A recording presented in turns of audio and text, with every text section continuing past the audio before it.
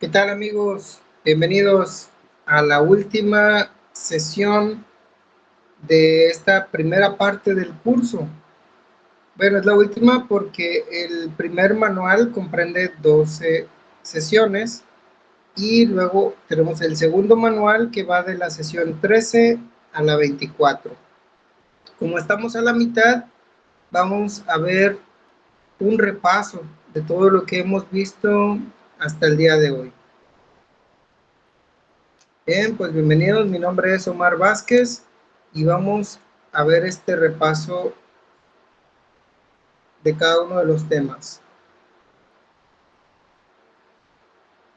De acuerdo, esto sería un examen diagnóstico en el cual vamos a confirmar que hayamos tenido el aprendizaje durante cada uno de las sesiones. Bien, comenzamos con la sesión número 1. Vamos a ir contestando las preguntas. Si quieren, pueden ir contestando ustedes en su manual. Mientras yo voy leyendo las preguntas, haré aportaciones, contestaré algunas, ¿verdad? Y otras las dejaremos pendientes para que ustedes, por supuesto, puedan contestarlas.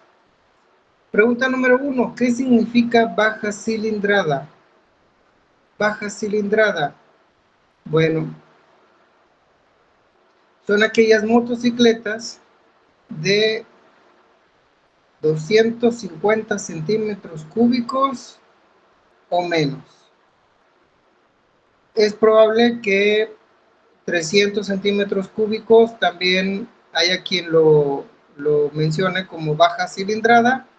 Sí, es probable que entre. Estamos hablando entonces de motocicletas 300 cc, 250 cc, 200 cc, 150, 180, 190, también llega a haber algunas motocicletas de esa cilindrada. Tenemos 125, algunas Yamaha que son 125 cc, 110, cilindrada 110. Son las más comunes y son las motocicletas de trabajo, las más utilizadas para trabajo. Bien, ¿cuáles son las medidas de RACH para los dados? Muy bien, ahí está. Esta pregunta va enfocada a la entrada de los dados y el RACH. Tenemos tres principales medidas. La más pequeña es de 1/4 de pulgada. Son para dados pequeños de 7 milímetros, 8, 10, 12 milímetros. Por lo general son los más usados con la entrada de 1/4.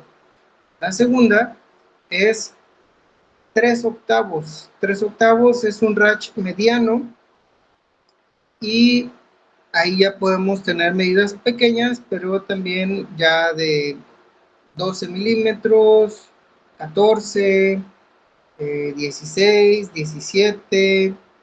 Por lo general son dados en esas medidas.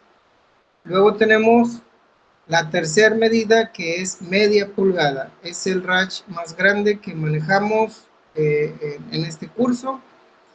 Y ahí ya tenemos dados de 15 milímetros, para tuercas de 15 milímetros, 16, 17, 18, 19 milímetros, 20, 21, incluso más grandes pueden ser 24, 27. Son algunos dados que llegamos a utilizar, que llegamos a necesitar. Por lo general hasta ahí usamos esas medidas de RACH. Bien, pregunta número 3. ¿Cuáles son las características que debe tener un mecánico de motos para realizar bien su trabajo? ¿De acuerdo? Algunas que puedo mencionar son la honestidad, ser honrado, ser disciplinado, ser ordenado, También saber procesar el fracaso. No siempre podemos resolver una reparación a la primera. Entonces un día puede que nos sintamos derrotados, no pasa nada, al día siguiente descansamos nuestro cuerpo, nuestra mente y lo volvemos a intentar, ¿verdad? Son algunas, seguramente ustedes pueden enlistar más. Pregunta número 4. ¿Cuáles son las emergencias frecuentes que se pueden presentar en un taller? Bueno, pues aun cuando tengamos cuidados, puede pasar un incendio, pueden pasar lesiones, golpes, machucones, cortadas. Son algunas emergencias. Es necesario atenderlas para evitar que se salgan de control. De acuerdo. 5. Seleccione verdadero o falso. Las ponchaduras son los servicios más requeridos en un taller. Verdadero. Las reparaciones de motor son los servicios más requeridos en un taller. Falso.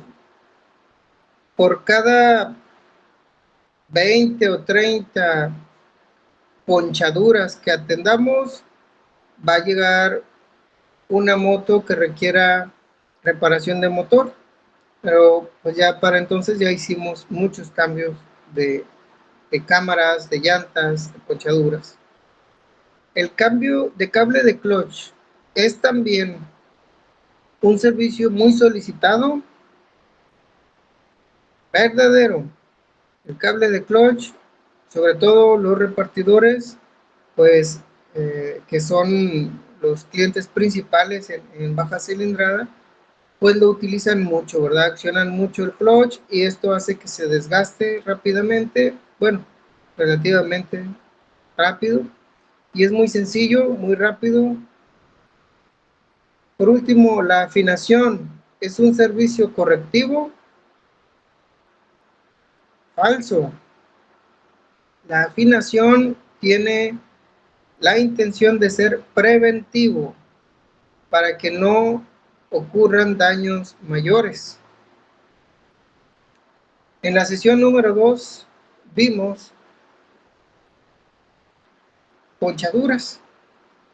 ¿Cuál es la presión adecuada para las llantas de una moto? Respuesta: 28 psi en la llanta delantera y 30, también le decimos libras, en la llanta trasera.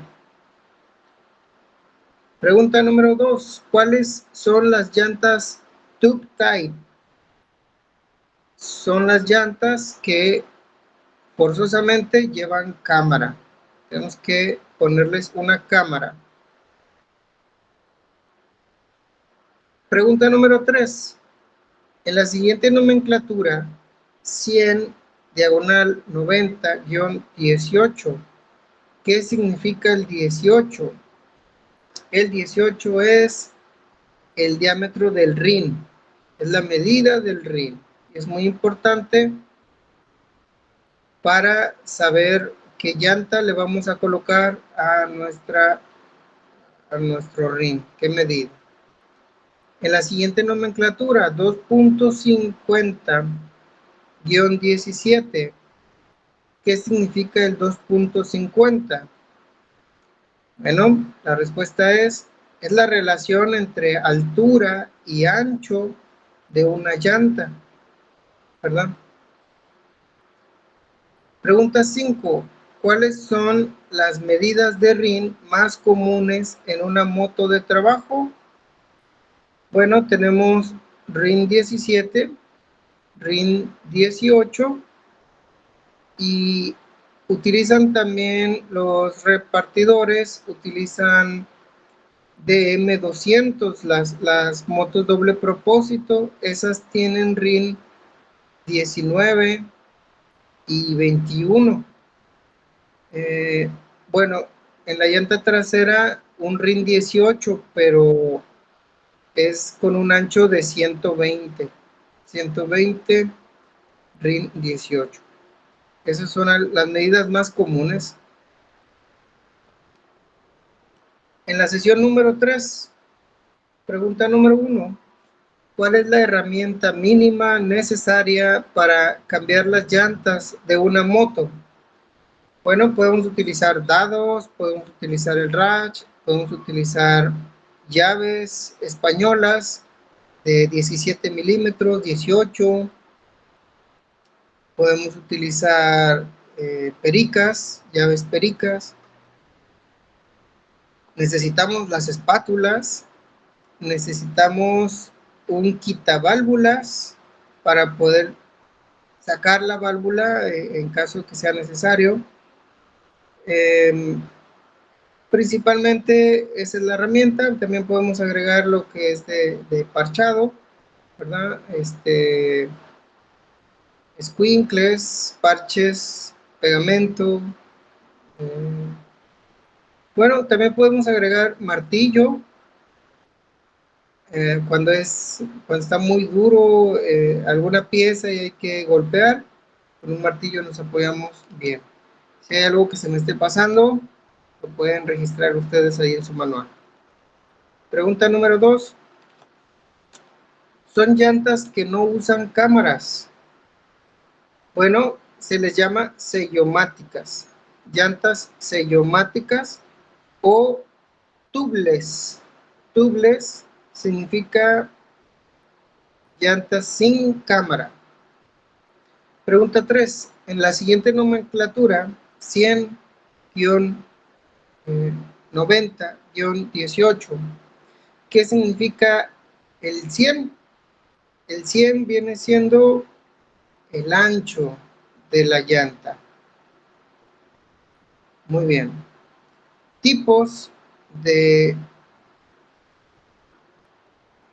parches que se pueden poner a una llanta sellomática: parches de tira, o también llamados squinkles, y parches fríos que se colocan en la parte interna.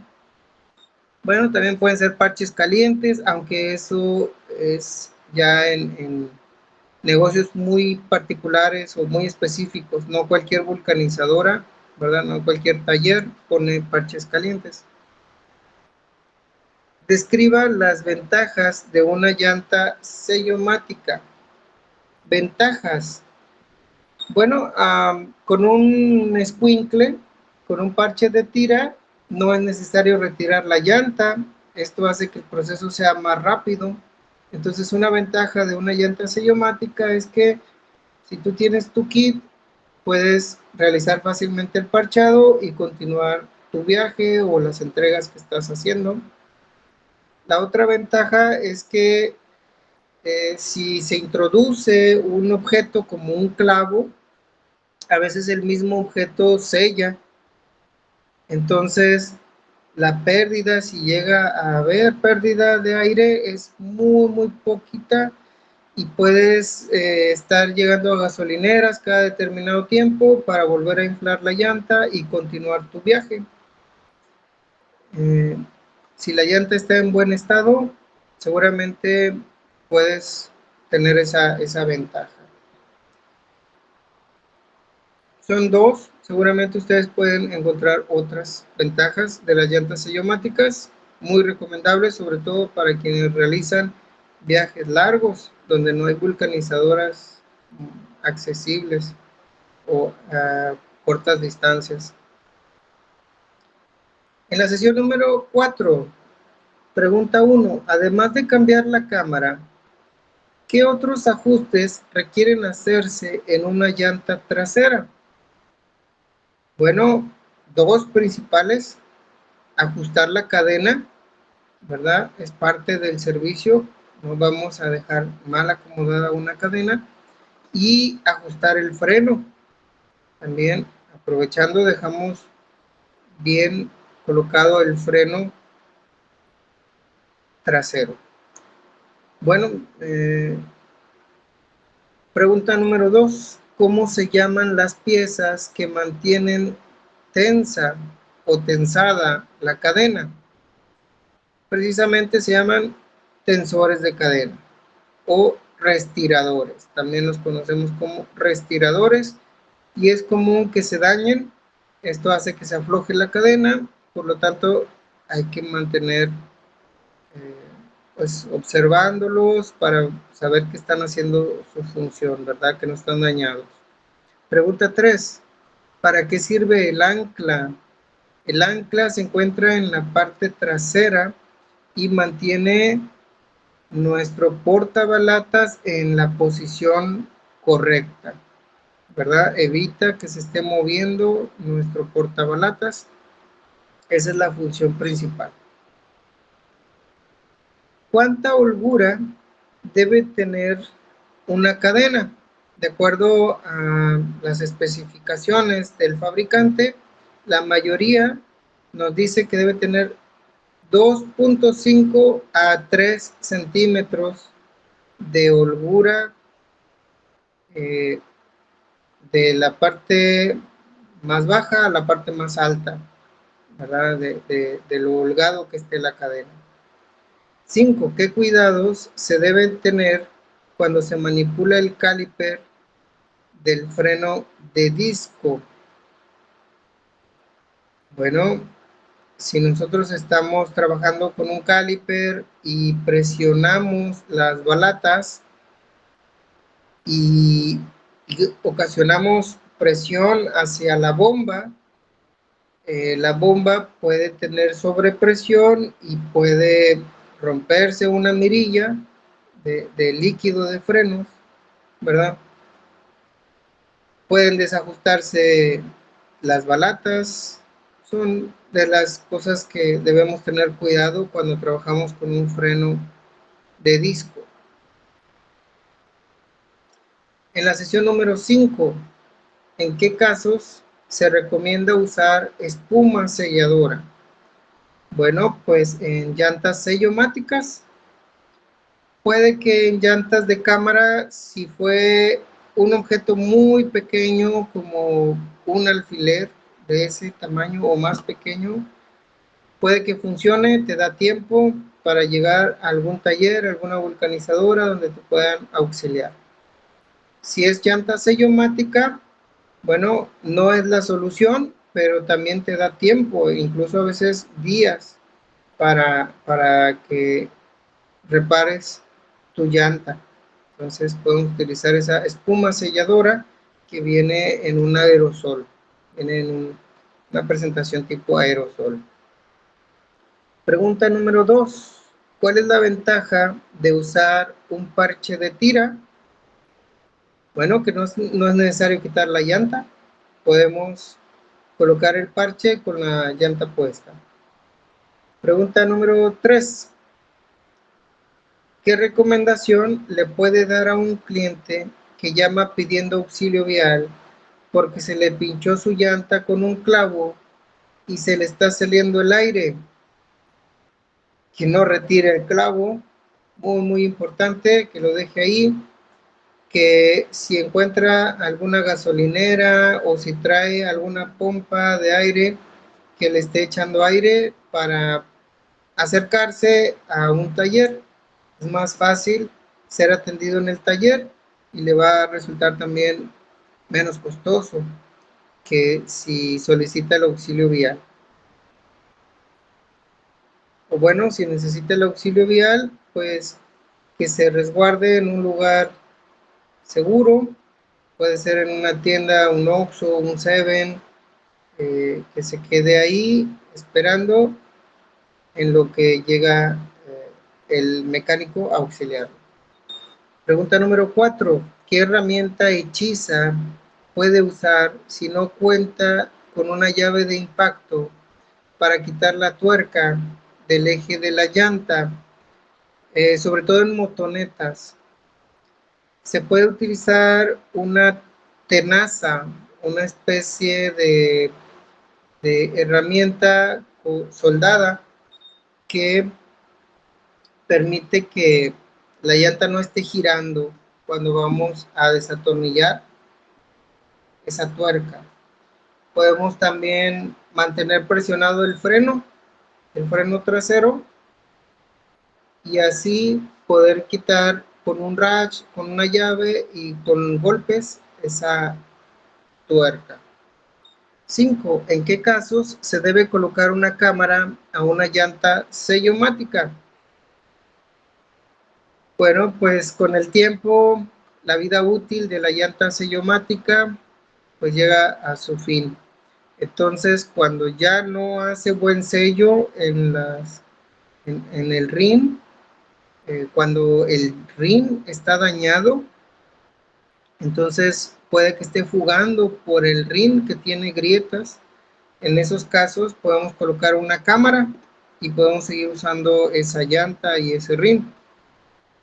Puede ser también que pues la llanta ya está en mal estado, pero a lo mejor ya está endurecida, ya no hace buen sello, pero aún puede seguir trabajando con una cámara, pues colocamos la cámara. Esas son algunas de las razones por las cuales podemos poner una cámara a una llanta sellomática.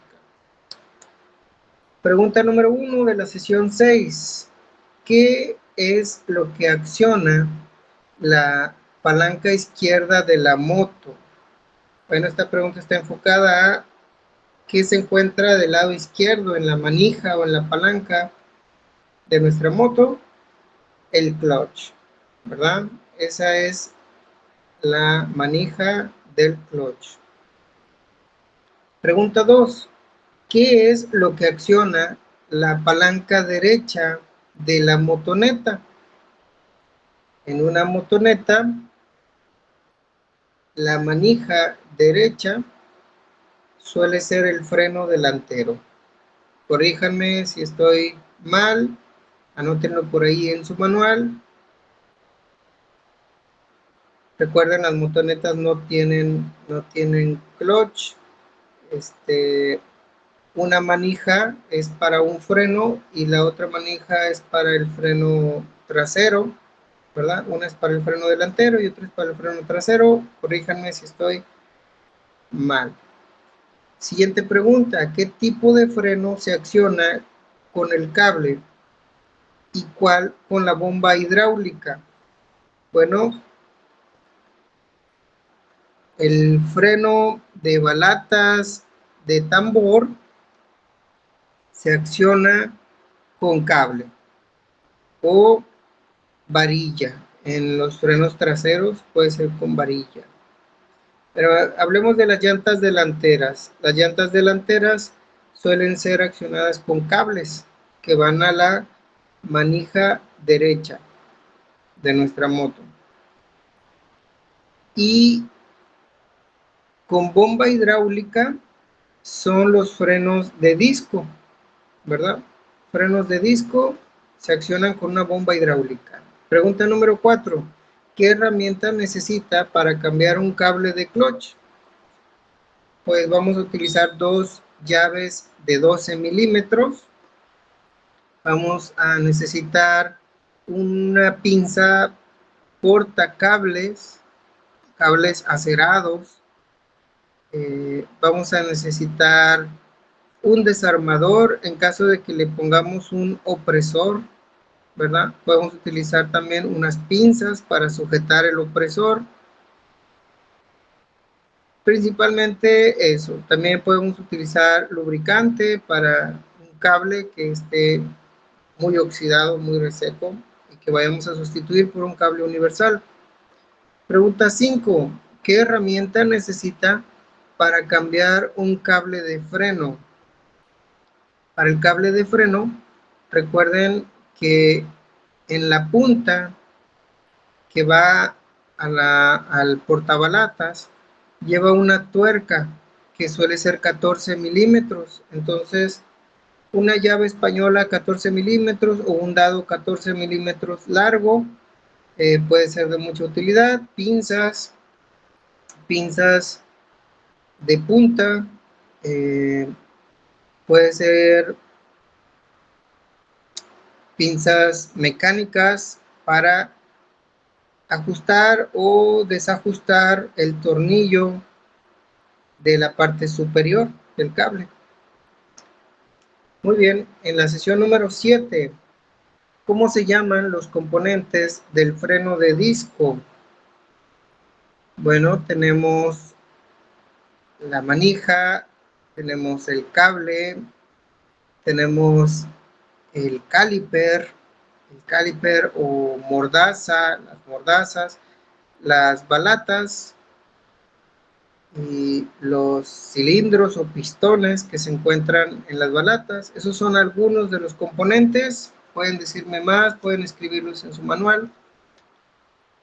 Pregunta 2. ¿Cuáles son las causas por las que se deteriora el freno de disco?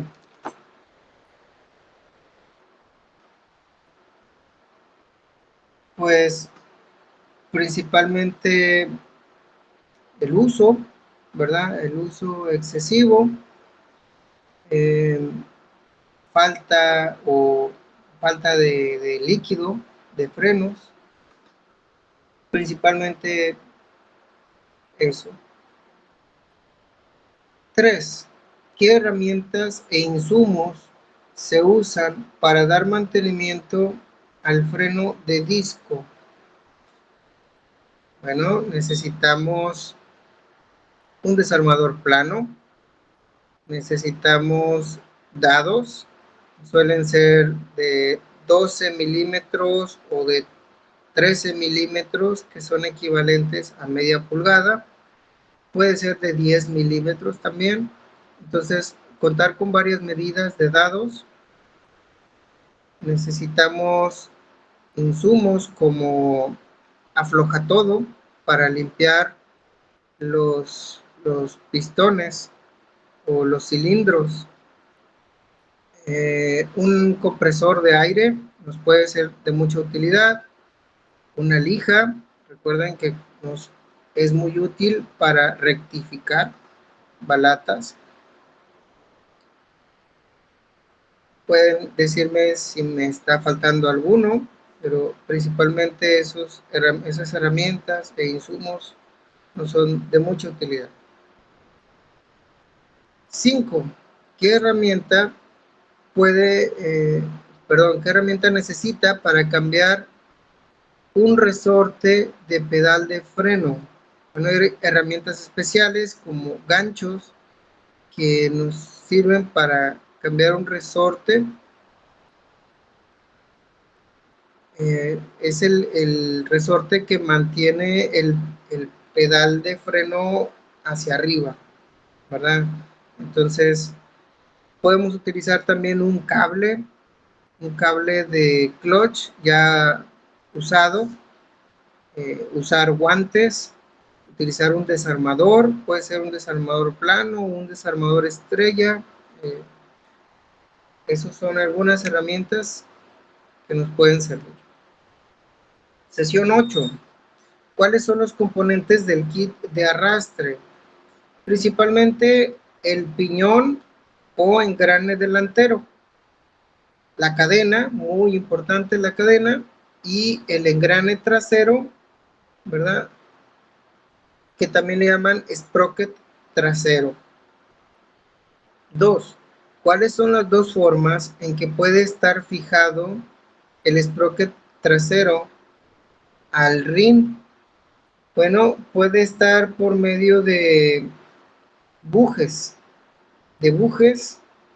con unos tornillos. También puede estar en un portasprocket que conecte con unas gomas de impacto, ¿verdad? Esas son las dos formas comunes que vamos a encontrar en el que une el sprocket con el ring.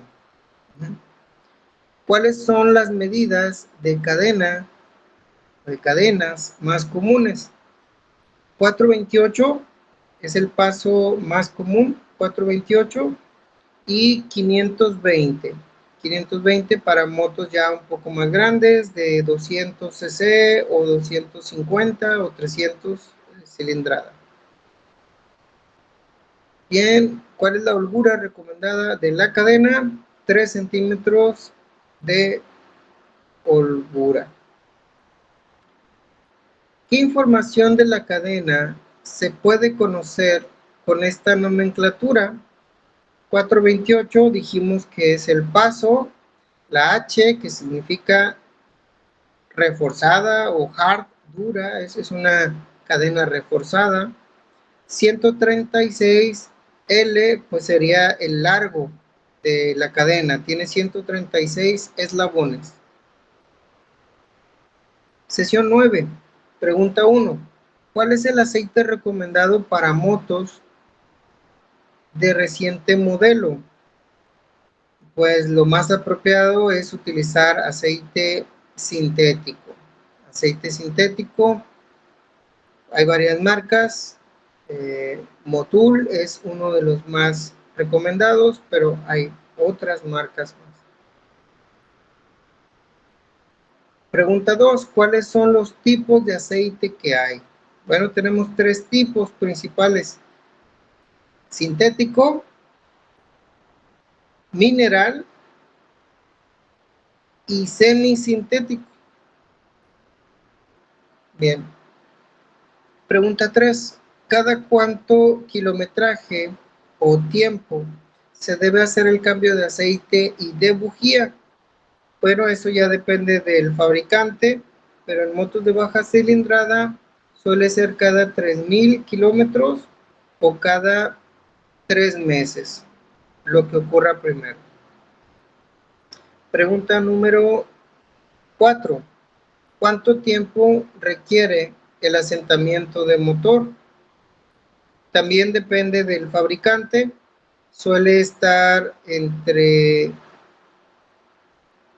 1,000 kilómetros, 1,500 kilómetros, aunque habrá algunos fabricantes que den más tiempo, 3,000 kilómetros, por ejemplo. Pregunta número 5. ¿En dónde puedo obtener información sobre el tipo de aceite y bujía que requiere una moto? Pues en el manual de usuario de tu motocicleta o en el manual de taller de tu motocicleta. Solicítalo directamente con el fabricante, en la página del fabricante puede ser, o en la agencia. Si es Itálica, si es Vento, si es Yamaha o Honda, tu moto, pues irías directo a la agencia a pedir esa información. También en internet la podemos localizar con la marca, modelo y el año de nuestra moto. Sesión número 10, pregunta número 1. ¿Cómo se comporta la moto encendida cuando tiene exceso de aire? Suele estar muy revolucionada, suele estar muy acelerada. Pregunta número 2. ¿Cuáles son las 3 posiciones del ahogador y para qué se usan? Bueno, esta pregunta suele ser muy útil. Tenemos la posición baja, la posición mediana y la posición alta de nuestro ahogador. En la posición baja está abierto el paso del aire completamente, y cuando una moto está encendida es mejor conservarlo así, abajo. Luego tenemos la posición mediana, que se cierra parcialmente el paso de aire, y en la posición alta se cierra por completo. Es muy útil cuando hace frío, cuando hace mucho frío, prender la moto con el ahogador arriba. Pero luego hay que irlo bajando para que se regule bien el aire. 4. Mencione no, perdón, 3. ¿Cuál es la cantidad de vueltas que requiere el tornillo de aire? La esprea del aire son 2 vueltas y media. Pueden ser 2 vueltas o pueden ser 3. Depende ya del comportamiento del carburador. Pero por lo general con 2 vueltas y media es como vienen de fábrica. 4. Mencione 5 partes del carburador. Ok, pues ya mencionamos el ahogador, mencionamos la esprea del aire, está la esprea de baja, la esprea de alta, tenemos el émbolo en la parte de arriba, tenemos, no sé cuál se me puede estar pasando, si me pueden decir ustedes o si lo pueden anotar en su manual. Creo que ya mencioné más de 5, pero igual hay más, muchas más. Pregunta número 5. ¿Cómo se puede saber que el ralentí está bien regulado? El ralentí. Pues observando las revoluciones en el tablero de la moto, ¿verdad? Si está en 1500 revoluciones, está bien. Si está a menos de esas revoluciones o se apaga la moto, seguramente está muy bajo, o si está muy acelerada la moto, pues está muy ajustado, entonces hay que regularlo. Sesión número 11. ¿Cuáles son los 4 tiempos de un motor? A ver, ¿qué me pueden decir? Comenzamos con admisión. En segundo tiempo tenemos compresión. En el tercer tiempo tenemos explosión y finalmente escape. Así es. Pregunta número 2. ¿Qué significa PIM? Punto muerto inferior. PSM. Punto muerto superior. Pregunta 3. ¿Qué significa la F y la T marcadas en el magneto? La F significa fire, fuego, y la T significa top, que es la parte alta. Pregunta número 4. ¿Cuál es la medida del dado que se usa para mover el cigüeñal cuando estamos poniendo a tiempo el motor, verdad? Bueno, 14 milímetros o 17 milímetros son los más comunes. Por último, ¿cuáles son los síntomas de un motor que no está a tiempo?